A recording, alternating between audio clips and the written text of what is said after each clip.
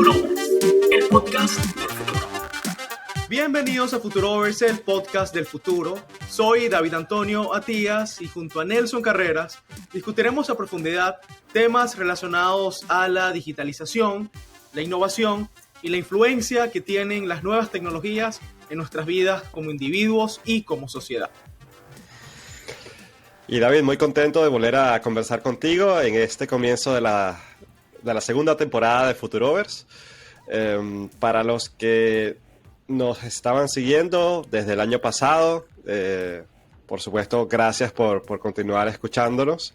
Y ahora tenemos este nuevo formato en video, con el cual estamos volviendo en esta segunda temporada, para que también a través de YouTube nos puedan escuchar y ver en estas conversaciones que tenemos David y yo sobre nuevas tecnologías. Y esto es algo que, David, nos pidieron mucho, ¿verdad?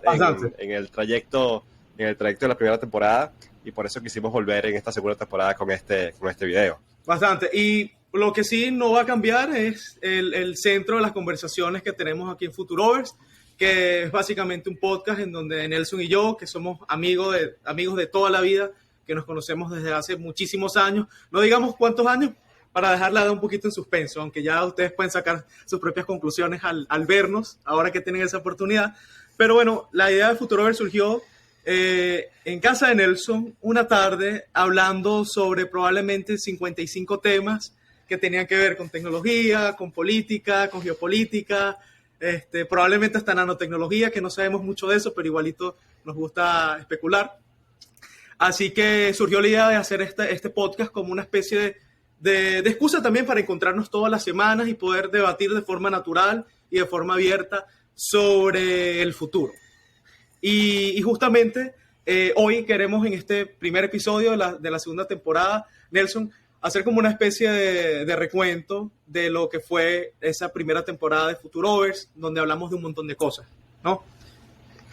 Sí, podemos comenzar con ese recuento y... A ver, hemos hablado de muchas cosas, sobre todo relacionadas al futuro y a las nuevas tecnologías, las tecnologías exponenciales, ¿no? Las tecnologías, sobre todo en la era digital en la que estamos viviendo. Y hemos hablado de Bitcoin, de blockchain, de todo lo que tiene que ver con esta nueva era de las criptomonedas. Hemos hablado sobre inteligencia artificial. ¿De qué más hemos hablado, David? De carros autónomos, hemos hablado de redes sociales y siempre, a ver, tenemos esta discusión que tiene que ver con cómo estas tecnologías nos afectan en el día a día y todos los beneficios que nos traen, cómo aprovecharlos al máximo, con algunos datos que podemos dar para las personas que quieran explorar estas tecnologías y quizás no estén tan al tanto, pero también como abordando un poco los riesgos que implican, tanto desde el punto de vista personal, para la seguridad, para la privacidad. Entonces, tratando de tener una discusión balanceada, ¿no?, sobre los distintos puntos de vista que hay en torno a estas tecnologías, ¿no? Sí, y lo primero es justamente como que dejar claro que quizás uno de los principales focos de estas conversaciones van a ser las tecnologías exponenciales, como estabas diciendo. Y las tecnologías exponenciales, que tienen un nombre rimbombante, no son, digamos, nada ajenas a nuestras vidas. Las tecnologías exponenciales las tenemos inmersas en el día a día. Y básicamente, ese término de tecnologías exponenciales es como, ¿cómo lo dirías, Nelson? Como una especie de paraguas, ¿no?, que arropa un montón de áreas del conocimiento y de desarrollos que tienen en común un elemento, que es la velocidad vertiginosa con el que la innovación ocurre. Y estamos hablando allí de Big Data, por ejemplo, de inteligencia artificial. ¿Qué otra cosa, Nelson, pudiéramos decir que cabe dentro de las tecnologías exponenciales? Sí, todo lo que tiene que ver con prácticamente con las computadoras es algo que ya de por sí cada vez más las computadoras tienen mayor memoria y se permiten hacer muchas más cosas porque la capacidad que tienen para procesar datos es mucho más acelerada, ¿no? Es una exponencial porque aumenta de forma exponencial. pero es que hay muchas nuevas aplicaciones que vienen a la luz con estos nuevos desarrollos de hardware y que implican nuevas oportunidades de software. Y eso es lo que hemos visto, por ejemplo, con el metaverso, con todo el tema de la realidad virtual, y cómo eso ha ido poco a poco, pero va a llegar a un punto de que va a explotar, ¿no? Hemos hablado de los metaversos, cómo hay cada vez más desarrollos en mejorar los lentes de realidad virtual, como hemos hablado de realidad aumentada, y cómo eso va a cambiar nuestras vidas en el mediano plazo. O sea, no estamos hablando, David, de 50, 100 años, no estamos haciendo predicciones de futurología, estamos hablando de tecnologías que ya existen y que van a implicar un cambio bastante radical en cómo nos comunicamos, en cómo interactuamos. Sí, y algo en lo cual nos centramos en esa primera temporada fue en Bitcoin, porque justamente la blockchain, que es un paradigma que nace con Bitcoin en el año 2009, es una tecnología horizontal sobre la cual se están empezando a construir nuevas realidades, y nos está explotando el cerebro con todas las cosas que podemos ver que son posibles con Bitcoin y con la blockchain como tal. O sea, se abrió una caja de Pandora, pudiéramos decir, o yo no diría de Pandora porque siento que Bitcoin es una alternativa que para muchas cosas va a ser muy eficiente, más bien positivo. No estamos liberando demonios, sino que estamos liberando como innovación. Entonces, cuando hablamos de Bitcoin, también tocábamos en otro episodio, que si nos estás en este momento escuchando en YouTube, tienes el link aquí arriba, sobre los NFT. ¿Recuerdas? En ese primer episodio de que tocábamos los NFTs como tal, esa subasta que se hizo por cientos de millones de dólares de una obra de arte, y cómo eso no ha parado desde entonces de crecer. O sea, el mercado de los NFT superan los 30 billones de dólares cuando el año pasado apenas eran unos cuantos millones.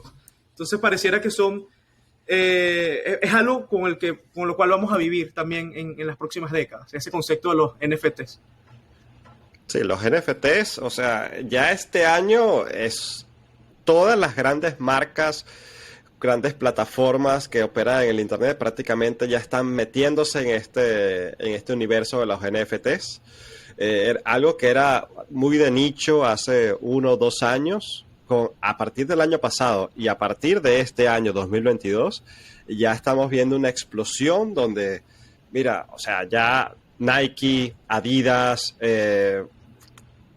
marcas de lujo están comprando algunos territorios en Decentraland, o se están metiendo en plataformas del metaverso para tener esa interacción con sus clientes de una forma completamente distinta.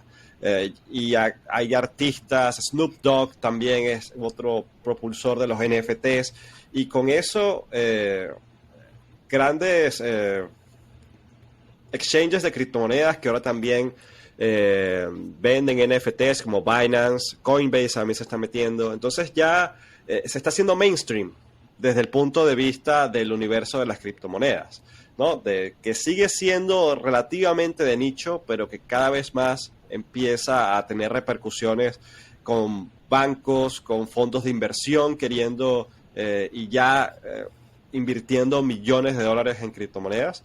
Se está haciendo algo mucho más normal, y a pesar de las críticas es algo que está floreciendo mucho, ¿no? Sí, porque yo creo que una de las cosas difíciles del concepto de lo que es un NFT es entenderlo, ¿no? Y lo difícil viene porque tiene muchísimas aplicaciones, pero en esencia un NFT, al menos lo veo de esta manera, es en esencia una especie de certificado de propiedad que se registra sobre una blockchain. ¿Y por qué sobre una blockchain? Porque en una blockchain como la blockchain de Ethereum, por ejemplo, se pueden hacer registros inmutables, en donde básicamente son imborrables. Inmutables no se pueden modificar.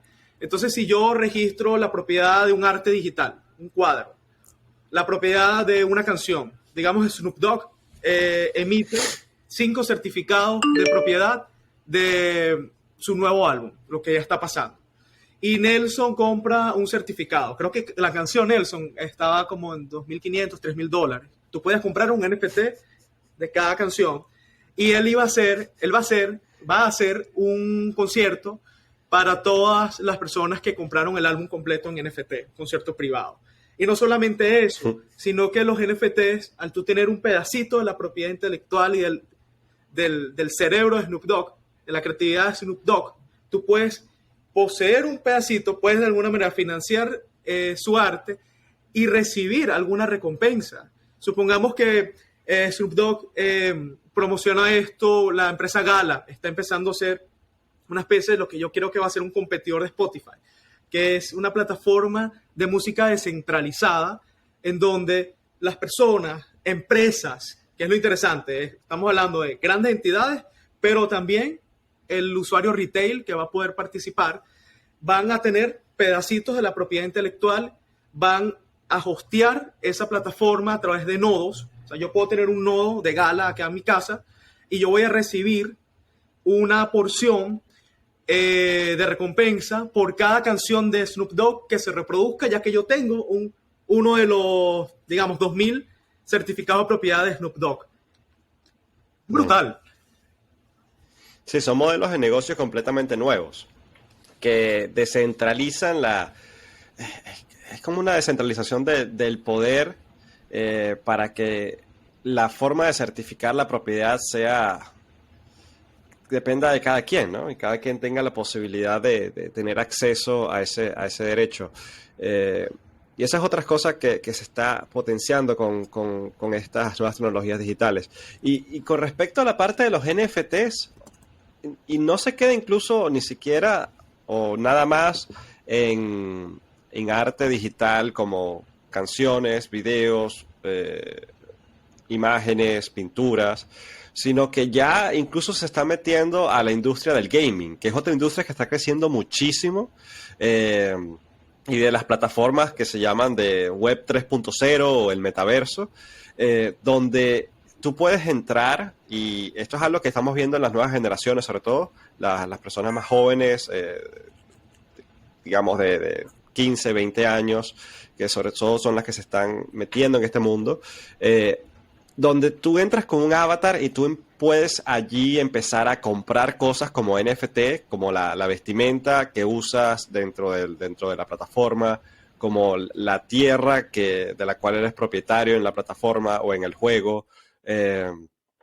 Y todo esto opera con NFTs para que el juego no tenga la decisión final de qué es tu propiedad y qué no, y cómo la puedes intercambiar, cómo la puedes comprar y vender.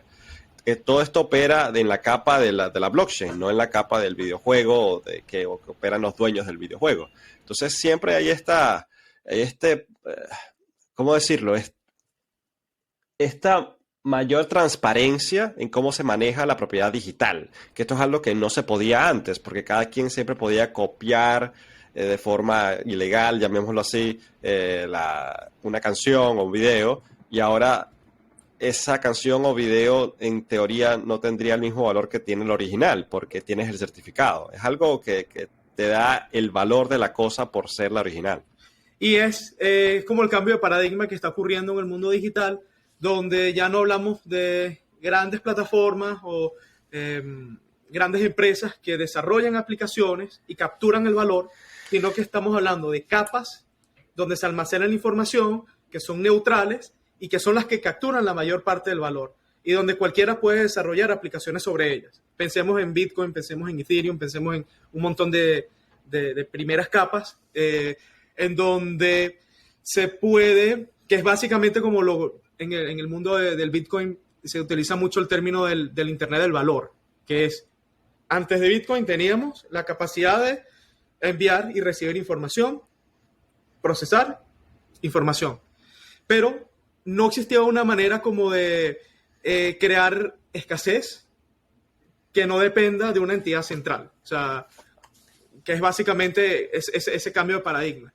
Y ahora estamos viendo que esto nos está abriendo las puertas a un nuevo Internet que muchos lo están metiendo, Nelson, que eso lo hablamos también en la primera temporada, bajo el concepto de metaverso, incluso bajo el concepto de Web 3, que lo acabas de mencionar. Y el metaverso es demasiado amplio, depende a quién le preguntes, te va a dar una definición diferente. Y creo que tuvimos una muy buena entrevista, tanto con Jimena como con Andrea, que la pueden ver en los enlaces en este video, ahondando un poquito, ¿no?, sobre las posibilidades que existen hoy en el metaverso para tener nuestras interacciones sociales, tener nuestro trabajo, pero también cuáles son esos posibles escenarios cuando estas tecnologías, como decías tú, de lentes, de realidad virtual, se hagan más accesibles. Sí, y justamente cuando conversamos con Jimena, no recuerdo el número del episodio, quizás después lo podemos buscar, estábamos hablando de que no es el metaverso, sino que van a haber varios metaversos. O sea, hay que hablarlo en plural, porque no es que Facebook va a crear el metaverso, o ahora ellos se llaman Meta porque cambiaron su visión a ser creadores de este metaverso de Facebook, sino que van a haber distintas plataformas, distintos metaversos que se pueden conectar entre ellos, y donde van a tener la oportunidad las personas de vivir una vida digital completamente nueva. Y aquí no estamos hablando, hemos hablado de intercambio de valor, de compra y venta de arte, de juegos, pero esto también va a implicar cómo va a cambiar nuestro día a día con el trabajo, por ejemplo, ¿no? A partir de la pandemia se hizo mucho más común trabajar desde casa, se hizo mucho más común las videollamadas, las videoconferencias. Ahora imaginemos un mundo donde nos reunimos en el metaverso, donde vamos a una sala de reuniones con nuestros avatares y conversamos con nuestros colegas de trabajo en una oficina virtual, en un metaverso, y tenemos presentaciones de PowerPoint, obviamente mucho más avanzadas en 3D. Allí en el metaverso compartimos datos, nos pasamos papeles, los podemos leer, todo dentro de este mundo digital. Entonces no estamos limitados a una pantalla en 2 dimensiones, sino que estamos inmersos en este nuevo escenario que de una forma relativamente extraña se podría ver que es más humana, porque es más familiar a cómo nos desenvolvemos en el mundo real, ¿no?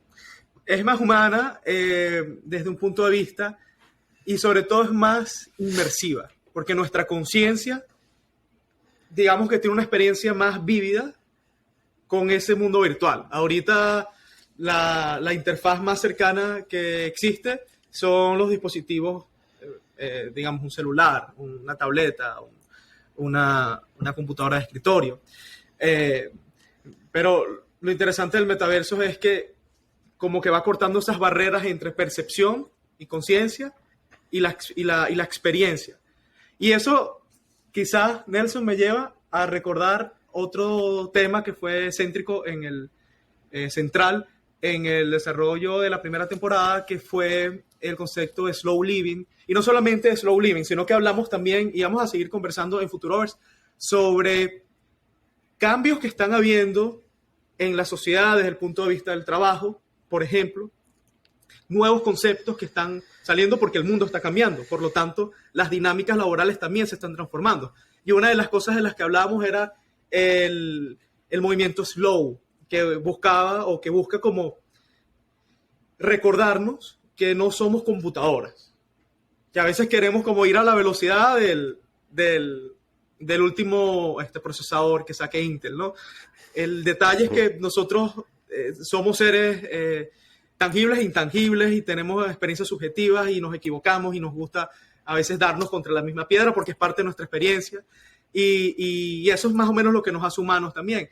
Entonces, ese movimiento slow lo que busca es como traer, yo diría como algo, un recordatorio de la humanidad que nos caracteriza y decir, mira, no tenemos que ir tan rápido en la vida, podemos ser productivos y tener una muy buena empresa, pero si nos llevamos las cosas con más calma, si comemos con un poco más de pausa, si nos vestimos con marcas de ropa que son más conscientes con el impacto que causan en el ambiente. Es decir, bájale 2, reflexiona y así vas a tener una vida más conectada. Sí, eso es algo muy interesante y no hay que seguir al movimiento slow como tal para tener esta conciencia de cómo las tecnologías nos afectan también nuestro estado de ánimo, nos afectan querer estar acelerados todo el tiempo y la importancia de tener sí, justamente como tú dices, esta capacidad de desprendernos un poco cuando creamos que sea más pertinente, de tener tiempo de calidad con las personas, con nuestros seres queridos, sin tener que estar todo el tiempo metido en la pantalla viendo las actualizaciones de Twitter que respondieron, qué noticias hay nuevas, cuántos likes tengo en Instagram, y este tipo de cosas que son adictivas, ¿no? Y justamente estamos en esta nueva, yo diría, es complicado porque tenemos una cantidad enorme de beneficios de utilizar estas tecnologías, pero que muchas de ellas están diseñadas de forma tal de querer tenernos pegados a la pantalla más tiempo, ¿no? Entonces, si no estamos conscientes de esto, terminamos siendo esclavos de nuestra propia tecnología, ¿no? De esas herramientas que supuestamente son para ayudarnos, al final nos estarían utilizando a nosotros. Se intercambiarían los papeles. Y eso es uno de los peligros de utilizar de forma demasiado... o sea, caer en esta adicción y no tener esta conciencia de cómo dividir nuestro tiempo, de cómo tener una vida balanceada, digamos, desde el punto de vista sí, de tecnología y vida Sí, diaria. es como, sí, porque al final es como, y yo creo que es lo que nos lleva a hacer el podcast, que es, si no tienes la información, si no entiendes lo que está pasando, no puedes tomar una decisión consciente. Si no sabes cuáles opciones tienes en la mesa, no puedes elegir. Si no te dan opciones, no eliges.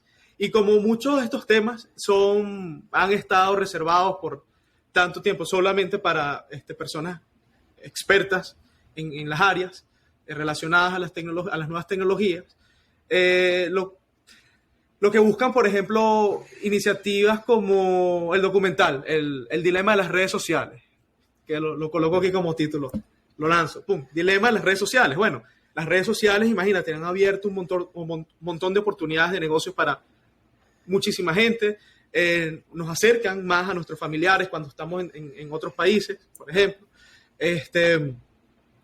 y un montón de etcétera que ya conocemos. Pero las redes sociales también tienen el lado B, que son compañías, y como compañías tienen juntas de accionistas y de inversionistas que lógicamente buscan crecer su compañía, porque ese es el sentido de la innovación, poder crecer y otorgar más valor a los usuarios.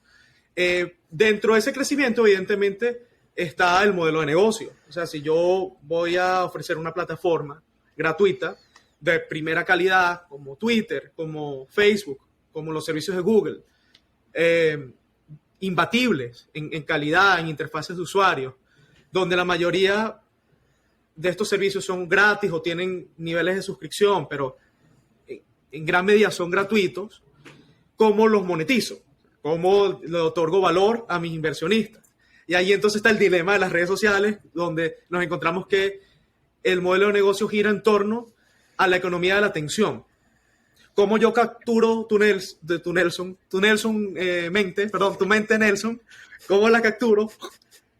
¿Cómo la hago mía? Y digo, yo quiero llevarte, que vayas de este video a este otro video y que pases la mayor cantidad de tiempo viendo esta programación que gracias a la información que tú me das de tus hábitos, yo he diseñado, y ni siquiera yo, una persona, las inteligencias, los sistemas, las inteligencias artificiales que he diseñado, te llevarán a que veas mis publicidades también, que más personas, Google es la principal compañía de publicidad en el planeta. Entonces, ¿es malo o es bueno? Es que no se trata de ponerlo así tan fácil, tan simplista. Se trata de que tiene unas implicaciones inmensas en la libertad de expresión, en la soberanía de los países, en el poder que se le está otorgando a una junta corporativa en poblaciones enteras que traspasan las fronteras. Ya no se trata de en la geopolítica únicamente hacer conflictos bélicos, de generar conflictos bélicos. Se trata de manipular a tus poblaciones a través de estas plataformas. Son muchas cosas. Sí, eso lo llaman ataques híbridos desde el punto de vista de ciberseguridad y geopolítica. Y aquí hay varias capas. Déjame elaborar para ver si puedo. Hay dos cosas que podemos hablar. Una es las implicaciones personales de esta utilización exacerbada de las tecnologías como las redes sociales, por ejemplo, ¿no? Y esto es algo que ellos estudian, los desarrolladores de estas tecnologías, y diseñan a las inteligencias artificiales, sobre todo en este sentido, para que operen de forma tal de que busquen, como tú dices, captar nuestra atención. Y cada vez que vemos un like, cada vez que tenemos un comentario, cada vez que tenemos una vibración o un sonido del teléfono, esto genera, desde el punto de vista de nuestro cerebro, genera dopamina, ¿no? Es esta reacción de nuestro cuerpo, que es la misma que generan otras sustancias adictivas como el alcohol o como la cocaína. Entonces, estamos hablando de que sí es, desde el punto de vista incluso de nuestro cuerpo, de nuestro sistema nervioso, reacciones adictivas, ¿no? Que se pueden salir de control. Y eso es una cosa, desde el punto de vista personal. Y la otra cosa es cómo afecta este uso de nuestros datos y de nuestros hábitos diarios a que estas grandes plataformas como Google y Facebook puedan luego recomendarnos contenido que ellos nos recomiendan que veamos, ¿no? O que quieren que veamos, o que quieren que no veamos. Y aquí empieza a haber un juego con la libertad de expresión, con la libertad de en realidad tener acceso a la información desde el punto de vista libre y no algo influenciado incluso de forma que no sepas que está siendo influenciado. Claro, porque si yo no puedo o si me veo tentado a que el Dios Data me diga, David, yo te conozco muy bien, hijo, yo quiero lo mejor para ti, yo te voy a proteger y te juro cuidarte, y por lo tanto te recomiendo que veas este video en YouTube. Sin anunciantes, paga la suscripción. Y después, hijo mío, vas a ver este.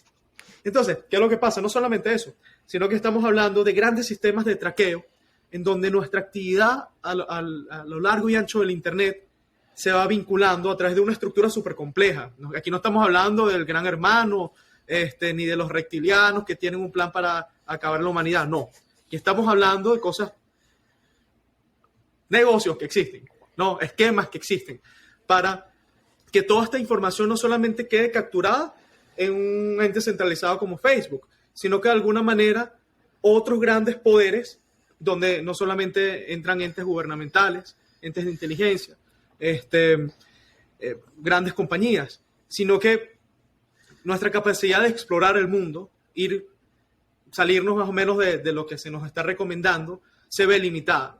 Y allí, en esa limitación, entra también el poder de manipulación que se puede explotar. Es decir, mientras más capacidad acumulada tengas de controlar las percepciones de un ser humano, más riesgo existe de que si esto cae en las manos equivocadas, total o parcialmente, entonces puedes tener impactos inmensos en la población, que ya lo estamos viendo, como básicamente también el tema de la polarización es algo que beneficia a los modelos de negocio porque crea engagement. O sea, la polarización, los debates incendiarios en Twitter, es algo que de alguna forma conviene a la plataforma porque hace que la gente se enganche más en la aplicación, por ejemplo. Y creo que, sí, cerrando el punto, hablamos también de privacidad y es algo de lo cual vamos a seguir conversando en el podcast porque es uno de los grandes conceptos que se vuelven cada vez más y más relevantes y que tenemos que entender por qué la privacidad y nuestro derecho de mantener nuestra autonomía es esencial. Sí, eso es algo que tú y yo compartimos desde el punto de vista de nuestra, sí, no sé si decir nuestra ideología, nuestra forma de ver el mundo. Y claro, cada quien es libre de entregar o no entregar los datos o de operar ciertas plataformas gratis de la forma como crean mejor para cada uno, ¿no? Cada uno puede tener como límites o af- ¿cómo decirlo? Es como, Ser más o menos abierto a estas y más o menos es escéptico de lo que podría pasar en estos casos, ¿no? Y lo importante es estar consciente de que lo estás haciendo, ¿no? Porque si no lo sabes, si crees que estás usando Facebook y no está pasando nada con tus datos, o que Google no está traqueando todo lo que haces en el navegador, eh, puedes tener el riesgo de que hiciste algo que te afectó luego a futuro, ¿no? Que compartiste una información que no debiste haber compartido o que tomaste decisiones influenciadas de forma de que nunca estuviste consciente que estabas siendo influenciado de esa forma, ¿no? Y eso es uno de los debates, claro, que en el dilema de las redes sociales, la serie que tú recomiendas lo explica muy bien, eh, pero hay muchas personas hablando de estos temas y se unen los distintos temas de este punto de vista, porque cuando hablamos de privacidad y de apertura de datos, también podemos hablar de alternativas a eso, ¿no? Y cómo algunas plataformas basadas en blockchain, por ejemplo, están siendo como un cierto contrapeso, ¿no? Bitcoin y las criptomonedas no son solo, como dirán algunos de los críticos, no, eso es, esa minería de criptomonedas, eso es lo que va a destruir el mundo y eso no sirve para nada, eso es un fiasco, sí. Sino que está abriendo aplicaciones más allá de la utilización del intercambio del valor como tal, sino también creando estas nuevas formas y estas nuevas aplicaciones para, para hacer lo que estamos acostumbrados a hacer en las plataformas abiertas, ¿no? En las plataformas gratuitas, digámoslo así. una de las cosas que hicimos hace algunos meses fue crear nuestro propio nodo Bitcoin, ¿te acuerdas? Así. Fue Sí, un sí, sí. ejercicio bien interesante porque, bueno, en pocas palabras, Bitcoin es una red de computadoras que corren bajo las mismas reglas y guardan la misma información en tiempo real. Y la principal aplicación es ser un sistema monetario abierto, descentralizado, imborrable. Entonces, claro, lo interesante es que nosotros nos volvemos como usuarios activos y pasivos de ese banco. Y nosotros somos nuestro propio banco. Es decir, hablar de banco. Imagínate hablarle de banco a nuestros hijos en el futuro. Banco, ¿y por qué tú guardabas un billete? ¿Cómo es eso de un billete? Porque se está creando. Primero, Bitcoin sirve a la oportunidad de que veamos la posibilidad de un dinero descentralizado, no controlable por un ente central de forma tan fácil, al menos. Y esto va para, quizás podemos seguir conversando porque, bueno, es un tema por sí solo. Lo siguiente es que, como decías, la revolución fintech, la revolución de DeFi, de las finanzas descentralizadas, que es algo que también hemos conversado, están destapando una cantidad de innovación con respecto a qué podemos hacer con el dinero. Cómo podemos ver el dinero como legos, como bloques, como aplicaciones que puedo conectar una con otra, donde tengo una plataforma de ahorro y préstamos descentralizada, donde coloco mis Ethereum, donde coloco mi BNB, los coloco como garantía y me dan dólares basados en criptomonedas. Y esos dólares los invierto en un nuevo protocolo de trading. Y ese protocolo de trading me da un beneficio. Y ese beneficio lo invierto en otra nueva aplicación que es súper creativa y me da otros beneficios. Entonces estamos hablando de la conexión como de muchas áreas y que cada vez se vuelve más y más y más y más y más difícil de seguir, tanto que pudiéramos decir que el fintech, las finanzas y tecnología, sería como la traducción, ¿no? Finanzas y tecnología. Sí. El fintech está volteando a DeFi y está buscando maneras de conectarse a esta nueva realidad descentralizada. Y ya hay muchas aplicaciones que nos permiten, que son centralizadas fintech, es decir, startups que ofrecen servicios de primera, que están empezando a conectarse con el mundo descentralizado, porque la economía que allí se genera está por encima de los 240, 250 billones de dólares. Y el año pasado eran 200 millones de dólares. ¿Cómo frenas eso? O sea, ¿cómo borras eso de la mente de las personas? O sea, a mí me parece que es, sin miedo a sonar radical, pero con miedo a sonar radical quizás con lo que voy a decir, pero es una tecnología irreversible, ese concepto de las finanzas descentralizadas. Eso es un buen tema que me gustaría conversar contigo en un episodio completo o varios episodios, porque ahí abordaste varias cosas. El crypto farming es algo que tú has estado metido, yo no me he metido tan al fondo, y quizás podamos conversar sobre cómo se puede mover el dinero en las finanzas descentralizadas de una manera loquísima. Puedes hacer unas especies de ciclos allí de que me presto, me invierto, y lo que invierto me lo vuelvo a prestar y me lo vuelvo a invertir. Eso creo que me lo expliques un poco más a fondo. Y sí es verdad que hay desarrollos que se ven casi imparables por la cantidad de adopción que está creciendo cada vez más. Ahora, yo no soy tan optimista en ese sentido, ¿no? Yo sí creo que hay algunos riesgos, sobre todo regulatorios. Ya hemos visto algunos países que China prácticamente prohibió la minería y el intercambio libre de criptomonedas, de Bitcoin. Turquía va por el mismo camino y la India también va por el mismo camino. Entonces estamos viendo cierta resistencia, sobre todo de algunos países no tan abiertos desde el punto de vista económico y político, que si eso se llegase a expandir al mundo occidental, pudiese ser un peligro, sobre todo para estas plataformas que son un poco más, vamos a decirlo así, son un poco menos descentralizadas y son más vulnerables a caerse al tumbar sus nodos más centrales, ¿no? Y aquí hablamos de la descentralización de las distintas blockchains, y como Bitcoin, por ejemplo, es mucho más descentralizada y segura que nuevas altcoins o nuevas plataformas que son, digamos, dicen que son mucho más fáciles de usar, pero que al final de cuentas tienen algunas vulnerabilidades que, desde el punto de vista regulatorio, podrían sufrir, pero también desde el punto de vista de influencias políticas, ¿no?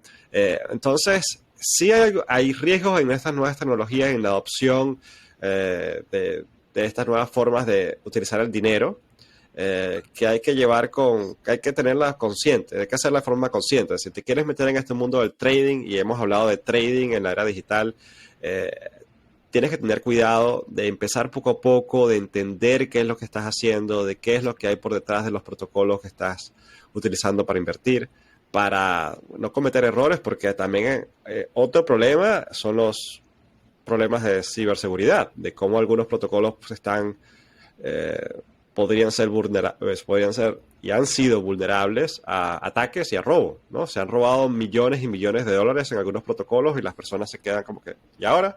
Entonces, claro, el protocolo, los líderes del protocolo podrían decir, no, vamos a hacer ¿cómo se dice? Vamos a compensar a las personas que sufrieron este robo, vamos a devolver el dinero. Ajá, pero ¿cómo tú creas dinero de la nada? Eso se parece mucho más a un gobierno. O sea, ¿dónde está la descentralización allí, no? Entonces, estos son los debates que podemos profundizar incluso más de lo que hemos hablado, porque lo hemos hecho en episodios anteriores, pero creo que todavía hay mucho más para conversar sobre esto. No sé si qué opinas tú de hoy. Sí, no, por supuesto. De hecho, hay tantas cosas ocurriendo en tiempo real.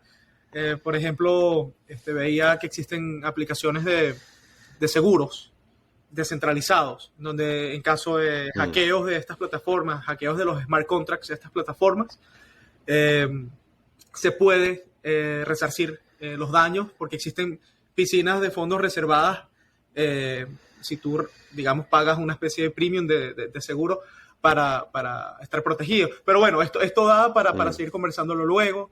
Y creo que también conecta con ya llegando, diría al final de la conversación, a uno de los puntos que también fueron y van a seguir siendo importantes en Futurovers, que es ese debate que existe entre la conveniencia, la facilidad de poder utilizar e interactuar con la tecnología fácilmente versus la seguridad. Esos trade-offs que existen entre cosas que vemos en nuestra vida diaria, que están allí, como los asistentes de voz, los robots humanoides que pareciera que se están haciendo más presentes. Hablamos de Tesla Bot en la primera temporada.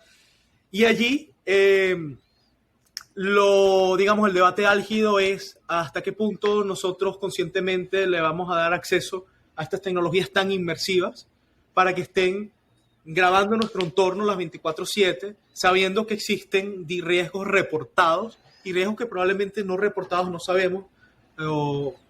¿Sí? Y cuáles serían esos alcances y cuáles son esas alternativas también en caso de que decidamos no tener asistentes de voz por el miedo también de que esa data pueda caer en manos equivocadas.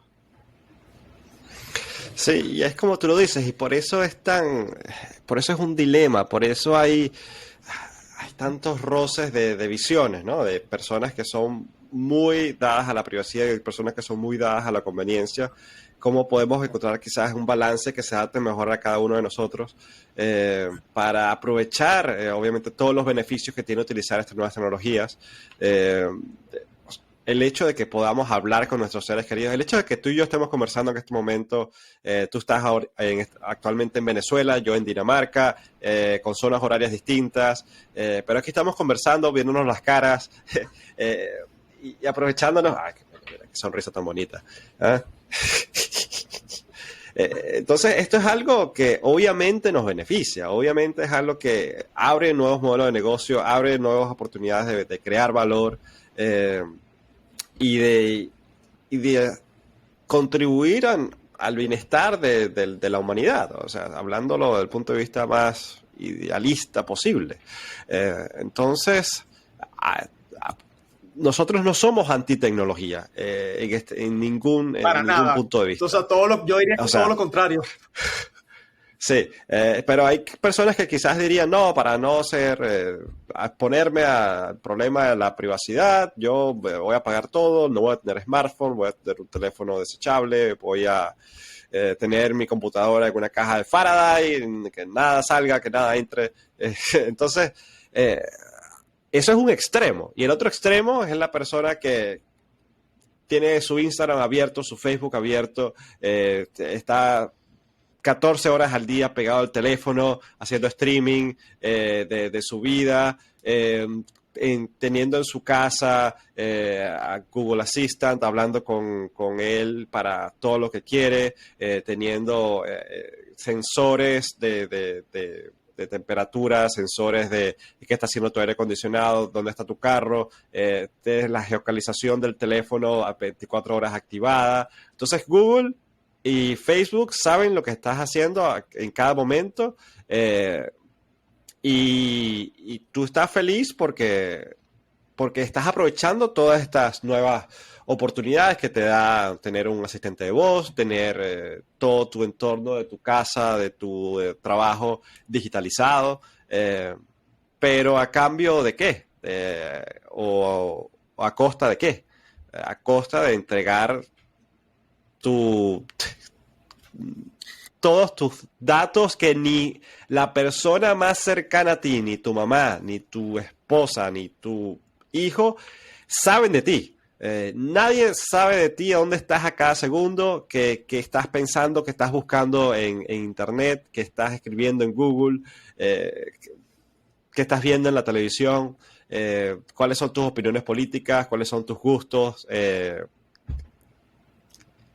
al punto de saber por quién votarías en una elección presidencial de forma muy, muy, vamos a decir, precisa, ¿no? Tener estos modelos de ti como persona que te escalofriarían si lo supieras en verdad, ¿no? Entonces, hay estos dos extremos, al menos así lo veo yo. Y eso, bueno, y creo que yo también, porque lo importante, y de nuevo, es entender qué es lo que sucede, qué es lo que está pasando con nuestra información y cuáles son las posibles consecuencias para que la gente tome sus decisiones y diga, vale, yo no me voy a volver un activista de privacidad y me voy a comprar un teléfono súper especializado donde lo guardo en un forrito de Faraday para que no emita señales y voy a tener un cuarto forrado con protectores para que no tampoco entren las señales y sea completamente hermético. O sea, se trata de que cada quien diseñe su vida digital y su vida que va a impactar su vida física normal de acuerdo a la información. Y allí está, creo que ese camino nos lleva a ir descubriendo nuevos modelos de ver la vida, nuevos modelos de gobernanza, en donde ahí el tema central, el tema del debate muchas veces es centralización, los beneficios de la centralización. Imagínate, pierdes tu dinero en una billetera de Bitcoin, se te perdieron las semillas y no respaldaste tus semillas, no lo hiciste bien. Adiós, o sea, llama a Satoshi Nakamoto a ver si así explota Bitcoin y logra recuperar. O sea, esa es la conveniencia de tú tener tu dinero respaldado en un banco o tus criptomonedas en un exchange. Ahora, ¿cuáles son los trade-offs? Ya lo hemos hablado más o menos en este episodio. Y ese otro modelo de gobernanza descentralizado, en donde estamos garantizando más transparencia, donde si tenemos redes sociales sobre plataformas de blockchain, podemos con código abierto abrir los algoritmos, que no sean cajas negras como lo son hoy en día con estas grandes compañías de tecnología. Nadie sabe cómo funciona Google, 100%.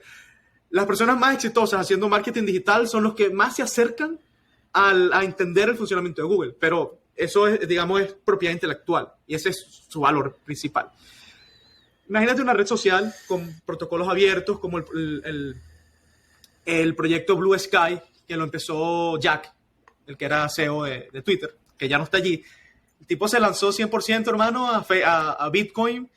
Bitcoin sí. Por siempre. O sea, está sacando unos equipos mineros para minar en la casa. Tipo, de verdad, increíble. Pero este proyecto Blue Sky lo que busca es abrir los algoritmos y hacer una plataforma abierta donde la información fluya y donde no puedan bloquear ni a Donald Trump ni puedan bloquear a Joe Biden, sino que el que no quiera escuchar al uno o al otro, bueno, hermano, te cambias de terminal, puede ser Twitter, puede ser XY, puede quitar, pero esa plataforma con la información es descentralizada y es abierta y no la puedes borrar. Y habrán algoritmos para censurar a los criminales, censurar a los enfermos que publican información, que obviamente hay que limitarla, pero esos algoritmos no van a ser discrecionales. Ahí está el punto, que es el riesgo de la discrecionalidad, porque un enemigo de la patria, un terrorista financiero, como están hablando en Canadá a las personas que están protestando, apoyando el convoy de la libertad, que eso se vuelven ya financistas terroristas, de acuerdo al gobierno. Ahora, por tener una opinión contraria a la narrativa oficial, yo me convierto en un terrorista. Eso lo estamos viendo en países autoritarios. Entonces, ahora el poder acumulado es muy grande. O actuamos ahora o será muy tarde, más adelante. Y me disculpa lo dramático, pero quisiera como terminar el episodio aquí arriba. No, lo querés terminar con trama, con ardor. No, y sí es algo que para conversarlo a profundidad, y yo creo que con esto, una de las cosas que me gusta de retomar esta conversación contigo es ver la cantidad de cosas que tenemos para conversar en episodios y episodios a futuro. Porque hay mucho de qué hablar, hay mucho para compartir contigo que nos escuchas también, para iniciar una conversación ahora también en esta nueva plataforma en YouTube, en video, o si nos sigues escuchando en audio. Yo principalmente cuando estoy vía el trabajo prefiero el audio, pero cuando estoy sentado en mi casa o en mi computadora, obviamente prefiero el video. Entonces también tenemos ahora estas distintas formas de de compartir, de vernos, de escucharnos. Y contigo, David, bueno, siempre es un placer conversar contigo. Y hay algo que me alegra, es darle continuidad a este proyecto que tenemos que es una conversación entre tú y yo, pero que esperamos que sea útil para todas las personas que nos escuchan, ¿no? Sí, no, y gracias, hermano, por esas palabras y gracias por tu amistad de tantos años. Para las personas que quieran tener una prueba de esta amistad, vayan a YouTube y coloquen cómo hacer una maqueta de una montaña rusa. Y van a ver un video que Nelson y yo subimos hace muchísimos años en nuestra tesis de bachillerato, donde construimos nuestra tesis fue de física, ¿te acuerdas? Entonces estudiamos los efectos, ¿cómo se diría? Los efectos físicos, las teorías, ¿no? Las teorías físicas que aplican en el recorrido de una montaña rusa. Y nos lanzamos una maqueta espectacular y ahí subimos el video y la cuestión tiene más vistas que todos los episodios de Futurovers. O sea, tiene como 300,000 views. Bueno, lo montamos en el 2007, ¿fue? 2008 quizás. Sí, 2007. O sea, más de... ¿Cuántos años son esos? 13 años, 14, 15 años. 14, imagínate que YouTube se lance el mundo de las criptomonedas y haga un airdrop a los usuarios más consecuentes y de repente nos lancen un montón de plata. Bienvenido a YouTube, lo pueden hacer. Bueno, sí, ahí no tenemos ningún problema con Google ni con YouTube. Bueno, si quieres cierra tú el capítulo, hermano, y nada, muy pronto vamos a continuar con otra edición de Futurovers, ¿no? Claro que sí, claro que sí. Bueno, vamos a seguir sacando episodios cada semana, como lo hemos venido haciendo en la primera temporada. Todos los martes vamos a seguir saliendo con estos nuevos episodios. Ahora también en YouTube. Y bueno, la mejor forma de apoyarnos es siguiéndonos en este nuevo canal de YouTube, dándonos like al video. Y si nos escuchas en Spotify, en Apple Podcasts o en tu plataforma de podcast, síguenos allí en el canal y danos 5 estrellas para que los algoritmos nos ayuden también a llegarle cada vez a más personas. Y con esto nos despedimos por hoy. Hasta la próxima. Gracias por disfrutar de Futurovers. Te invitamos a que visites futurovers.com para que conozcas más detalles acerca de este proyecto. Nos vemos en un próximo episodio.